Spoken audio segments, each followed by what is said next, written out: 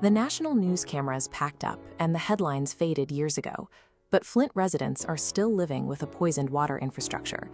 For Amber Hassan, raising her children in this environment forced a harsh realization.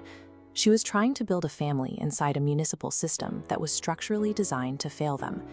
Refusing to accept that reality, Amber packed up and relocated her family to Puerto Rico to find safety and clean water. But that safety was shattered almost immediately. Hurricane Maria made landfall on the island, directly trailing her escape from the water crisis.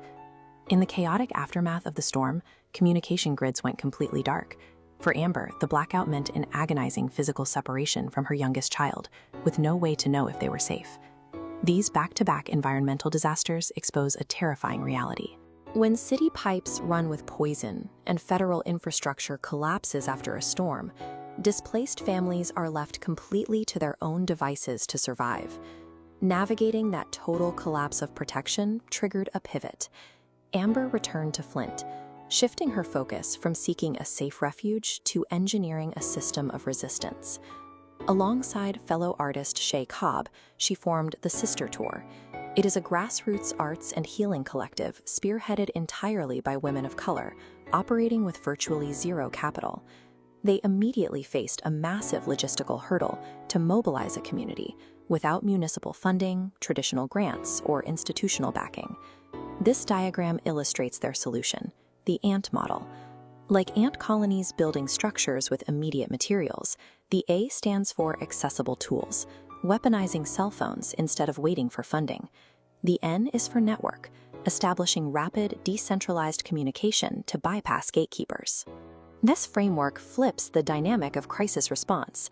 Marginalized populations stop being passive victims waiting on infrastructure to be fixed and become the active resource engineers of their own recovery. To see how this theory actually operates on the ground, we can look at their physical activation back in Flint.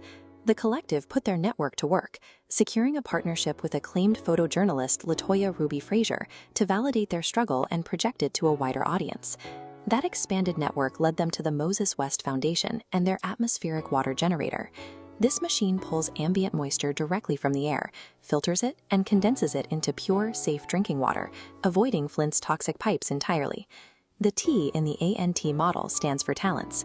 The Sister Tour tapped into the logistical skills and physical labor of local residents to safely manage the daily distribution of this new water supply. This chart plots the staggering scale of the operation. In a compressed 56-day timeline, this small, unfunded group generated and distributed 20,000 gallons of clean water directly to their neighbors. Those 56 days serve as absolute proof of concept. Even under total systemic neglect, autonomous, community-controlled water sovereignty is entirely possible. The Flint water distribution was not the conclusion of the Sister Tour's work. It became the launchpad for a scalable organizing curriculum. They translated their survival tactics into formal educational workshops, taking the ANT model directly into classrooms to teach community organizing to students at institutions like the Interlochen Center for the Arts. They also expanded into collective economics, launching a fair trade Congolese coffee line that actively funds international humanitarian relief efforts. Every piece of this expanding movement traces back to Amber's initial trauma.